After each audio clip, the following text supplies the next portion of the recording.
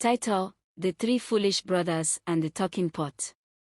Once upon a time, in a small village nestled between two great mountains, there lived three brothers, Kofi, Kwame, and Kojo. These brothers were known all around for their strength, but unfortunately, they were not very bright. Their mother loved them dearly, but she often sighed and said, "Oh, my sons have muscles for brains." One day, while their mother was out in the fields, the brothers discovered an old, dusty pot hidden in the corner of their house.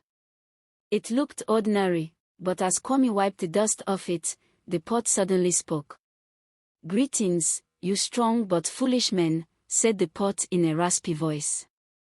"I am the talking pot of plenty. If you take me to the river of wisdom, I will give you unlimited food and riches." Kofi, the eldest, puffed up his chest. "River of wisdom? Pah! I know where every river in this land is. Let's go, brothers. We shall be rich by sunset."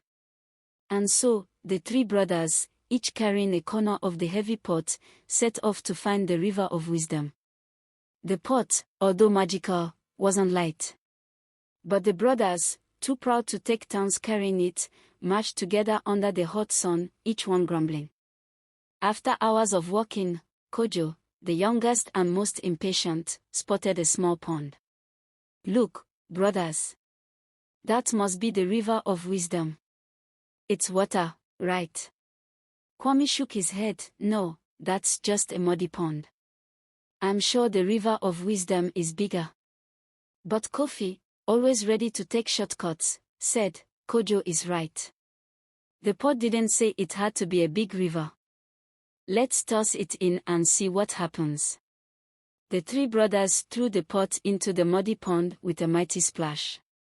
But instead of riches, a huge cloud of mosquitoes swarmed out of the water, attacking them from all sides.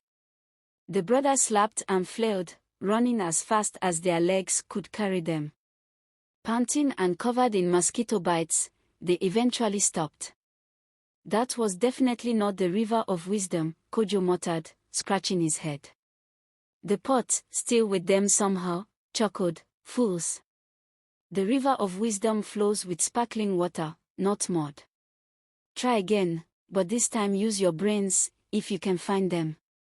Frustrated but determined, the brothers continued their journey. After a while, they came across a wide, flowing river with clear water and fish swimming happily. Kwame shouted, "This must be it. Look how beautiful the water is." Kofi smiled, "Finally, we found it. Let's do this the right way." They placed the pot gently in the water, and to their amazement, it began to glow. They cheered, thinking they had succeeded, but before they could celebrate too much, the pot floated away, down the river and straight towards a waterfall. The brothers panicked. "Quick, grab it before it goes over." Kwame yelled, and they all jumped into the river, splashing and floundering as they tried to catch the pot. But it was too late. The pot tumbled over the waterfall and crashed into the rocks below with a loud crack. The brothers stood at the edge of the river, soaked and staring in disbelief. All that was left of the magical pot was a pile of broken clay. Kojo shook his head. "Well, that didn't go as planned."